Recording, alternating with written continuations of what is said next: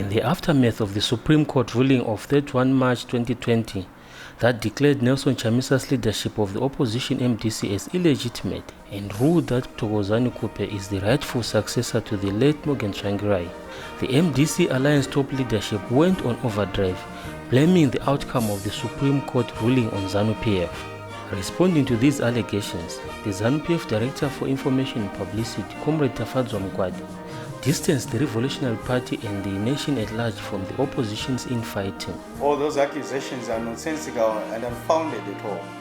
Why? Because you are pretty aware that in this month of sacrifice, that is the month of April, where we remember the journey towards independence. We are just turning 40.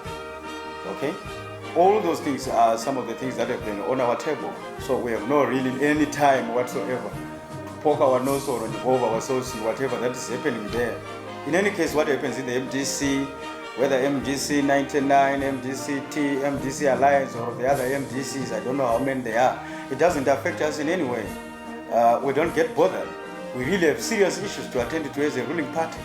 You are aware that in this critical time, the country is in a 21-day lockdown courtesy of the directive by His Excellency, the President of the Republic of Zimbabwe, Comrade Emerson Mnangagwa, in order to ensure that the nation can put a strong challenge and mount an aggressive fight against coronavirus, that is COVID-19. So those are things that are at our table. We are also worried that because of this disease, we have failed, in fact, and we are set to fail to hold an independence celebration by way of a gathering, what we normally used to do every year, annually, in commemoration of this day. I mean, such a special day, the birthday of the country. But we have failed to do that because of coronavirus. So certainly, there's no way we can be found interested in what is happening in those parties. In any way, they are very, very minute parties in the political game. So we don't give an ear or focus on what they are doing. We have a lot of things to focus on. We also have, Vision 2030 to look at. And those are things that are on our table. And those are the things that we toil and soil every day in order to ensure that we achieve for the betterment of our people, not what is happening at Harvest House. Comrade Mkwadi further buttressed the fact that ZANU PF, under the leadership of President Emerson Mnangagwa, is seized with delivering on elections promises and Vision 2030. What is on the ZANU PF table is to ensure that its machinery of implementation, that is government, headed by His Excellency, President Emerson Mnangagwa, who is our first secretary and the president of the party, delivers on the promises enunciated in the People's Manifesto in the 2018 elections. That is what is on our table, to ensure that we have delivered first world infrastructure, to ensure that we have created a social environment where people can thrive and uplift themselves in terms of living standards. Those are things that are on our table. Those are things that are what we have defined as Vision 2030. So for anybody then to say, no, we don't care. In any case, the MDC doesn't give us a challenge, do they? We don't really think so. Soon Harvest House is going to turn into a probably free market or a vending place, because there won't be any political party to talk about. The MDC has collapsed over years. When they lost Washman in 2005 with his splinter group, didn't they accuse ZANU PF? When Tendai Bit emerged from the MDCT and formed his PDP, didn't they accuse ZANU PF? But now together, they attempted to come together in this so-called alliance thing. But they have not told us where ZANU PF came in when they finally found each other. So it is only when they have not found each other or when they are set for a tumultuous place, they start accusing ZANU PF of interfering. But when they unite, they don't accuse us. ZANU PF is not concerned with what happens in the opposition party, as its focus remains on the people and their needs. We have no reason to celebrate or frown with whatever happens at the MDC at all. We knew when they were formed in 1999, when they went out through this year, that one day the Waterloo was always going to be coming for them. The cloud of demolition was always hovering on purpose. They are a Western-controlled party, and it is the West, the Americans, that controls and calls for the show.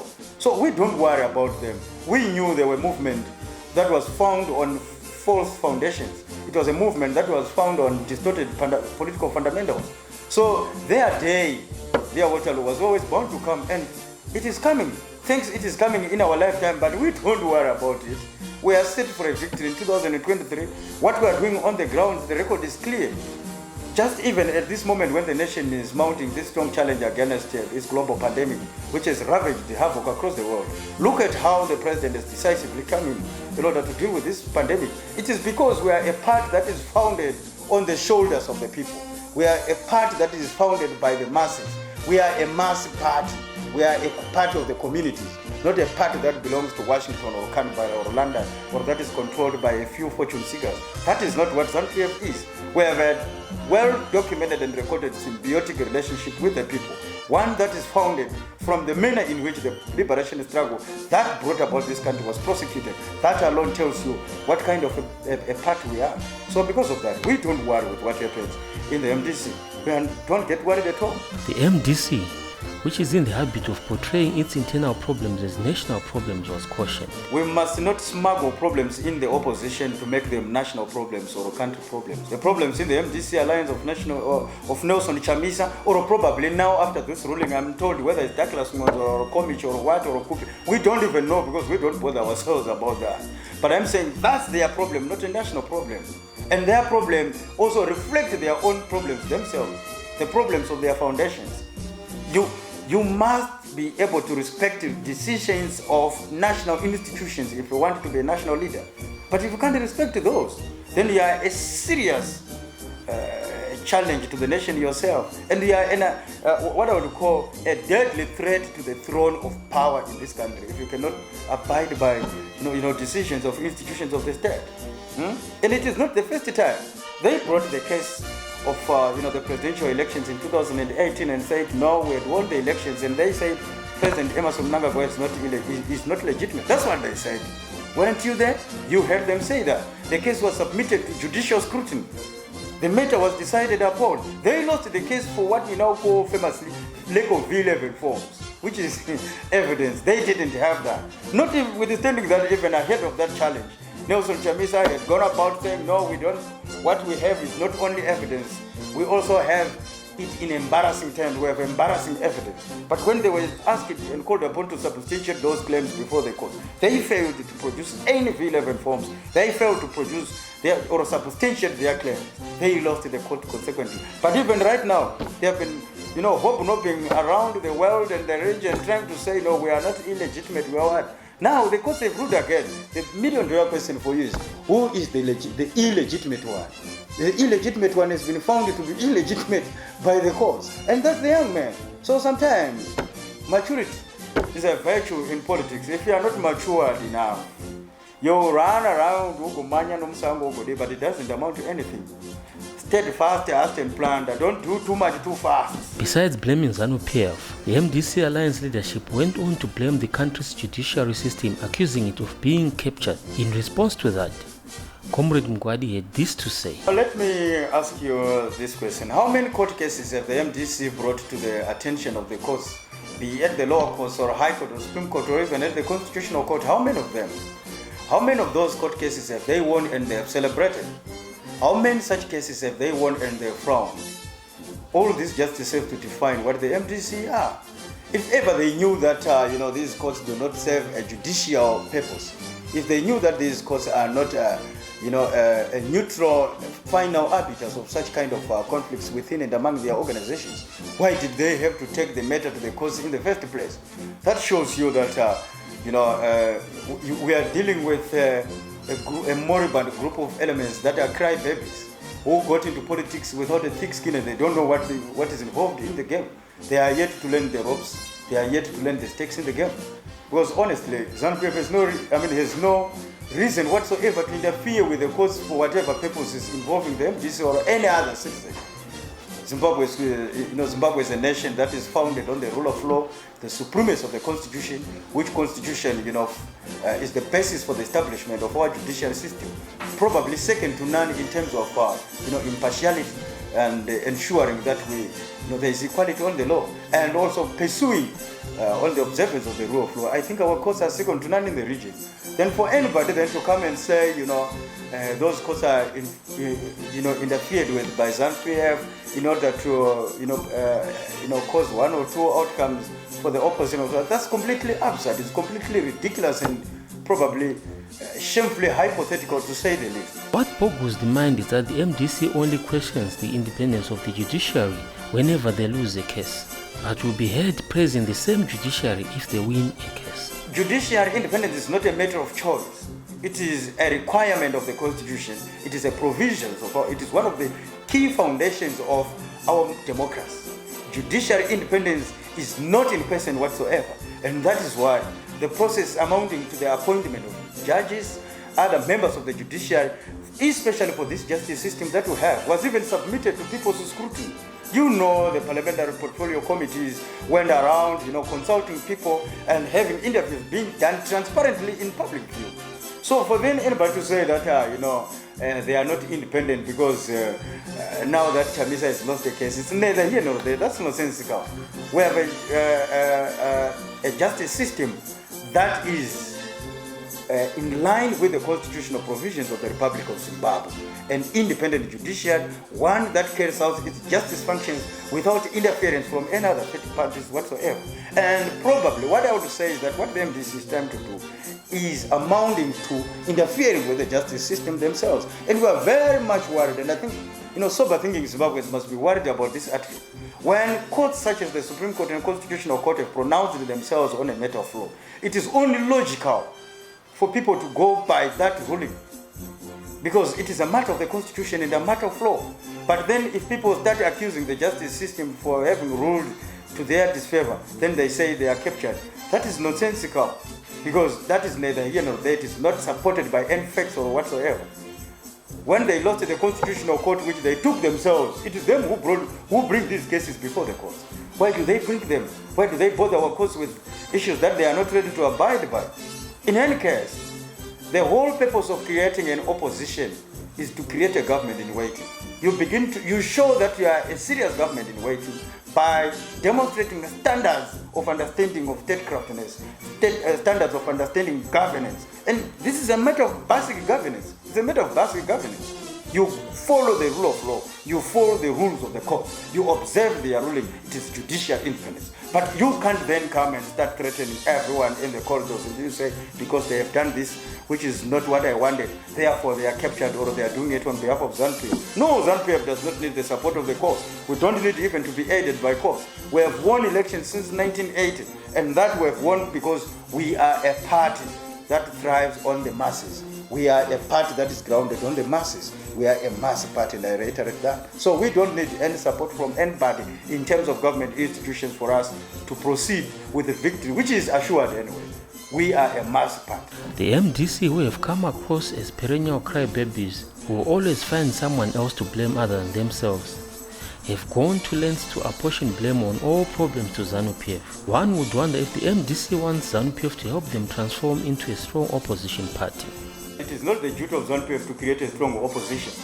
It is not our responsibility. We have created legal instruments to ensure that opposition parties can come in whatever form they are. You are aware that the previous election of 2018, by numbers, it was the one that was contested by several political parties. Probably, I'm told, we had over 23 candidates for the president. Then we had nearly over 30 political parties gunning for parliamentary elections, and individuals, including independents. That is how our country is established on the basis of multi-party democracy. So, but it is not our duty as ZANU PF to say, no, we don't have sufficient opposition or a strong opposition, let's create some. We can't do that. And the reason why they cannot build a strong opposition that can challenge ZANU PF's ruling status, it is because they don't belong here. Their political parties are not based on indigenous foundations of our country. They are not based on indigenous realities of our country. They are inspired from Washington. And that is why those guys can even pride in themselves calling for sanctions. Just recently you saw Shangirai's son, this one, MP of Glenview. I thought, no, my sanctions for sure, they are not working. He did that in Parliament. But what happened to him thereafter? He was censured and made to publish a statement, recusing himself from having pronounced those words. Because those guys stand for sanctions, which you know for a fact. And our people know that our health system has been affected seriously by these sanctions. Our economy, our currency has been affected seriously. Our industry has been affected very seriously by these sanctions. Our agenda as a nation has been under serious challenge because of these sanctions called by these individuals. And certainly on that basis, they cannot mount a strong challenge on, against ZANU PF, because people know that these are the people that have brought misery on this country. They have done so deliberately because they feel the only way they can get into power is to ensure that they make life very difficult for ZANU PF, make life very difficult for our government, make life very difficult for our people, make life very difficult for our nation. And in that context, they think they can then be, ZANU PF can be substituted for them. But people have stood steadfast. People have stood resolute. People have refused to go into this temptation. And this is why the MDC is collapsing. But we don't take responsibility for their collapse. And it is not our responsibility, I reiterate, for us to create a strong opposition. They must create themselves. And the only sure way to do that is when they come back home, identify themselves as Zimbabweans, start joining the government and pushing for the observation of our national interest, our national sovereignty, that the land reform is a closed chapter and it was supposed to happen, and that sanctions must go, and that our economy is our priority, and that dialogue must be a cornerstone of our governance system. But if they cannot do that, which is what people want to see happening, then that's their own funeral. We don't mind about that. Over the years, the perennial losing MDC has gone to town telling anyone who cares to listen about their potential to win elections, yet have failed to substantiate those claims with tangible facts. We don't see the potential that they are talking about, because by elections are issues of numbers. It's a quantitative contestation. There are a numbers of issues, okay? Not about qualitative analysis to say, no, we could have been if we had money. That's why some people have to bring silly remarks before the course to say that, kune maticha vote asina kuvota kwamudzi angaenda kwakati saka those vote could have changed something. That's ridiculous, okay? If they feel that ZANU PF has the capacity to fuel downfall in the MDC, then that means even themselves can equally have capacity to fuel a similar issue in ZANU PF. Let them try it if they think it's feasible. Why can they also retaliate by fueling friction in ZANU PF? It's because they know it's impossible. They cannot do that to a part of history, the part of 1963 and the part of 40 years in power. They cannot do that because we have a symbiotic relationship with our people. We have a symbiotic relationship with with and among ourselves as leadership. So if they cannot do that, it means they don't have that symbiotic relationship among us themselves. But who are we to show the responsibility for Chamisa's failure to stable authority in whatever his organization or his members? It means they don't have common ground. And probably from what I hear, it would appear that his foes or those that are fighting him feels that no, the time has come for us probably to come together as a nation and confront the challenges that are before us, than for us to be in an election mood for 5 years. The elections were done and dusted. We cannot be a country that lives in election seasons throughout the year from 1 January to 31 December. It can't. And it would appear that is the feeling of others that are fighting him. No, let's focus on development. People want deliverables. And when I say people, I don't mean ZANU PF supporters. We mean even MDC supporters themselves.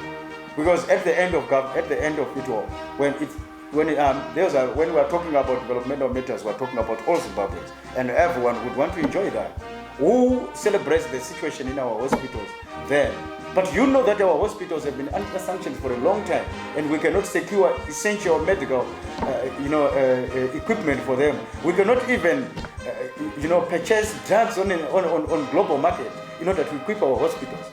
Our currency has been, under systematic attacks from the countries that have imposed sanctions on us. I think you know it. But who is benefiting out of that? None. Both us in ZANU PF and those in the MDC. So that is why those in the MDC, some of them are saying, no, guys, some of these things that you have made us to push for, they don't work. Sanctions don't work, they are reality. And again, you are in illegitimate leadership. So when it's the question of illegitimate, those are matters of law. They don't require ZANU PF to fuel them. He's illegitimate. He must sort out and gain his legitimacy. And probably one more important thing is that he has lost the foundations to talk about legitimacy of any kind of a person. Himself is illegitimate. That means even his contestation of the 2018 elections as MDC or MDC Alliance president, they were founded on wrong and illegitimate basis, and therefore, at law they say an illegality cannot mother illegality. The fact of the matter now is that he was a wrong organizational contestant for 2018 elections.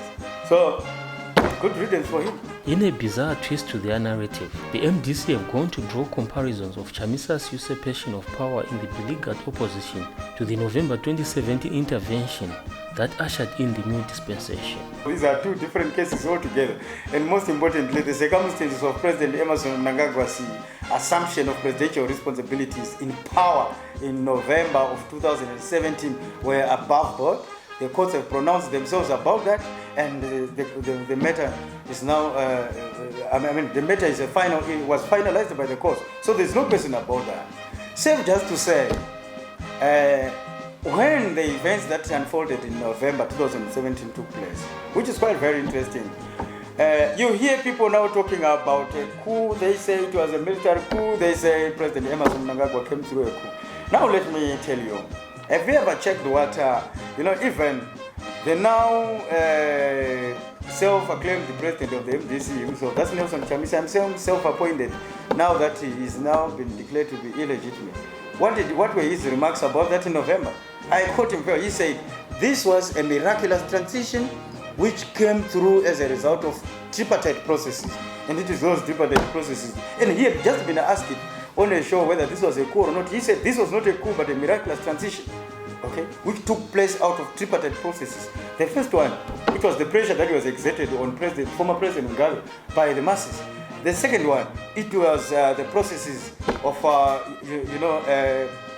the security forces, which also tried to balance between the activities that people were exerting on the ground, which were aimed at probably ousting the former president in a hostile manner. The army chipped in order to douse those flames and solve those issues that were there, using a provision in the constitution that allows them to do that. Thirdly, the resignation of President Robert Gabriel Mugabe then from the throne was necessitated by the impeachment proceedings that had started from Parliament, led by the former MDC Chief Whip Innocent Gonese, supported by the late former Prime Minister and President of MDC, Morgan Tsvangirai, and may his soul rest in peace. Supported also by ZANU PF, and it is out of those processes that Mr. Mugabe, announced his resignation, which was also brought in Parliament. That happened there at HICC. I was so far away in Tanzania, but I was able to witness those processes. So I don't know whether those that talk about, that comparison, who certainly were here, whether they were not aware of those processes or whether they didn't participate in those processes. The problem is that we may face our challenges, we may have our problems here and there, but certainly I can assure you that we must be genuine. There is a requirement for Zimbabweans to be genuine with each other and genuine with themselves before they start wanting to spread, unfounded lies and propaganda. They must be able to come back home and understand that what we all did in 2017 November was in the interest of everybody, and that is why everybody celebrated it. The wondrous manner in which the usurpation of power had happened against President Mugabe by a rapacious clique of power-hungry gangsters led by the fallen cabal of the G40s were a serious national security threat themselves, which warranted whatever intervention that was necessary. And thank God, just go and re-watch that video, which was where the army pronounced it itself, okay? You will see them holding a constitution. You will see them quoting a section of the constitution that empowers the Zimbabwe Defense Forces to interfere in order to restore, ensure national security. And this is what they did. The wilderness, dismissal then of former Vice President and now President Emerson Mnangagwa, was a security threat in itself. The manner in which things were happening, the manner in which Grace Mugabe was threatening, the security forces of this country was a security threat on its own. You must be aware that when it comes to those institutions, let me just say something.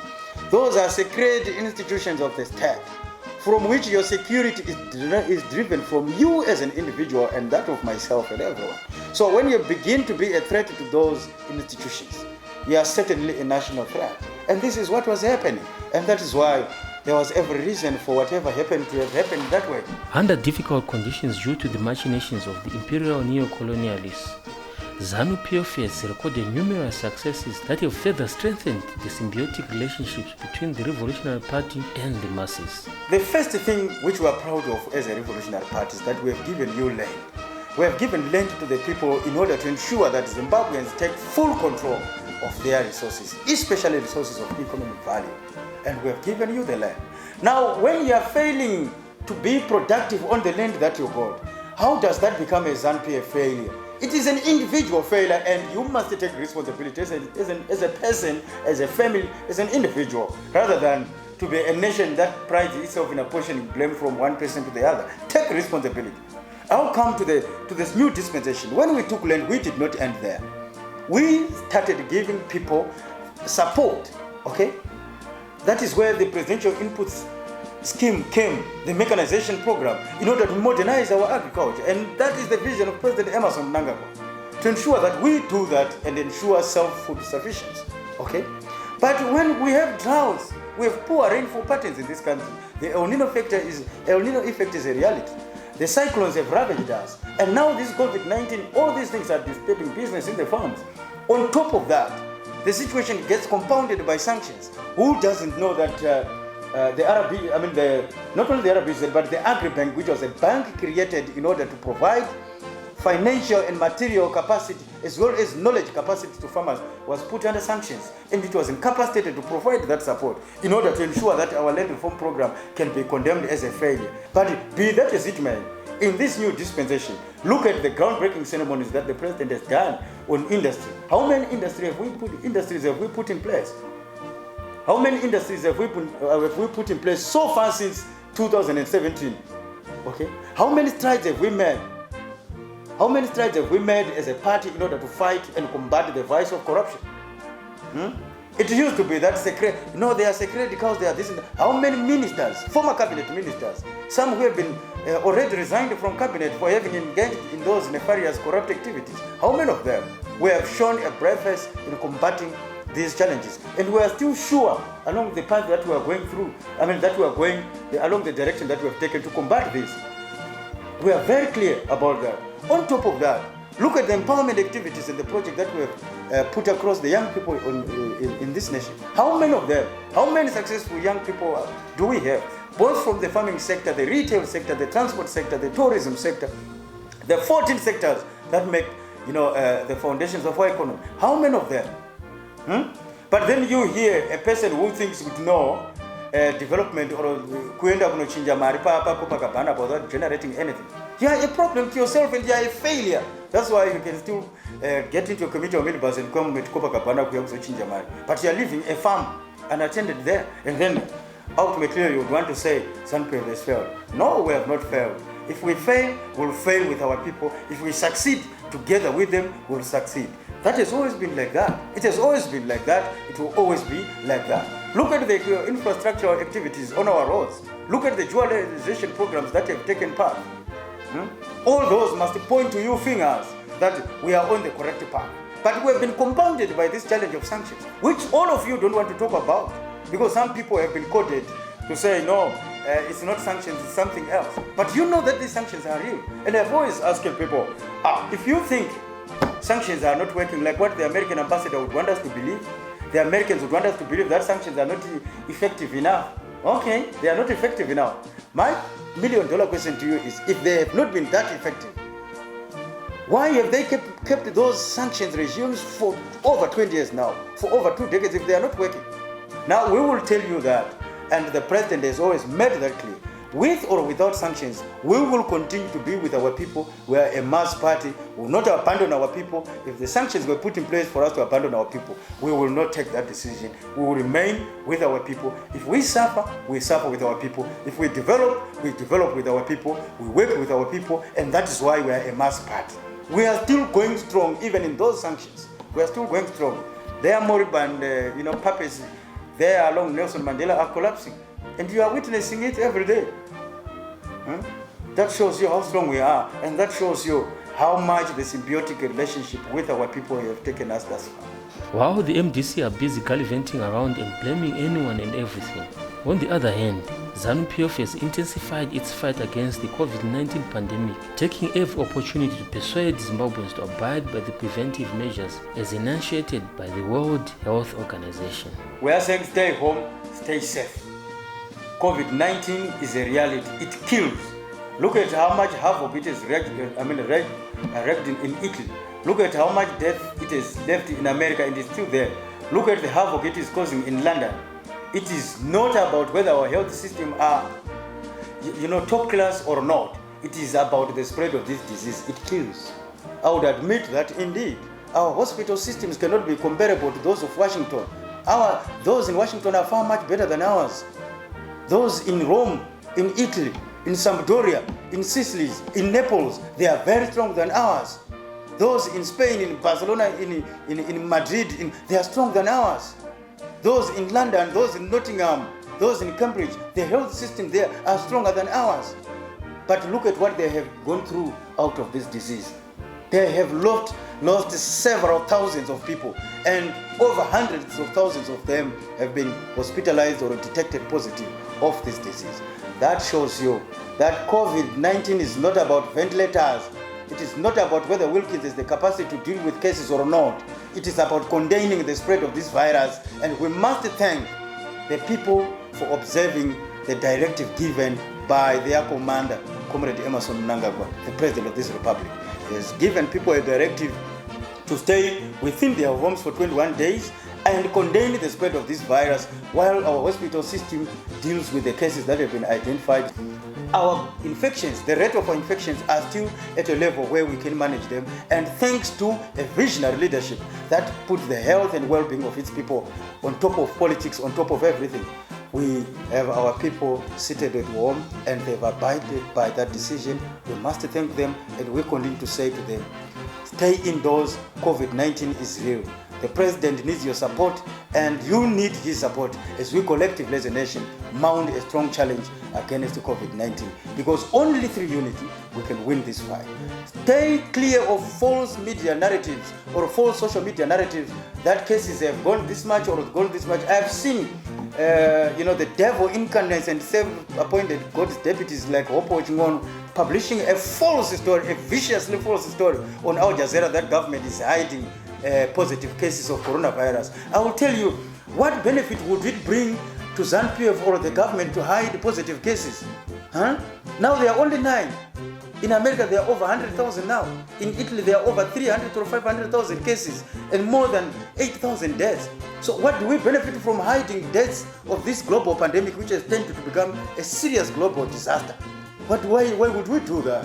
We are not doing that. But you have such elements like Hopo Chimon. I've just singled him individually because I think he has been on the overdrive out of the the false conviction that he's an award-winning journalist and therefore all that he says is good. Now Wilkins is there, and thank God there are also MDC elements at Wilkins who are the councillors. They have access to it. They can check what's going on there. How many cases do we have? But I don't know whether Hopo Chingono is testing Zimbabweans abroad, or he's giving us some Italians, or he's giving us some Americans that is apportioning the citizenship of Zimbabwe so that our numbers can increase to the amount that we want. It is wrong, and our people must stay clear of these false alarms that are being held. The Ministry of Health and its partners in the World Health Organization, WHO, and the United Nations, and the presidents are the people that are seized with handling this disease and the spread of this pandemic. And only them can speak credibly about the status thus far. Any other directorate, any other sources of news about this disease must be condemned as absolute hogwash, nonsensical, and probably and stupidly hypothetical.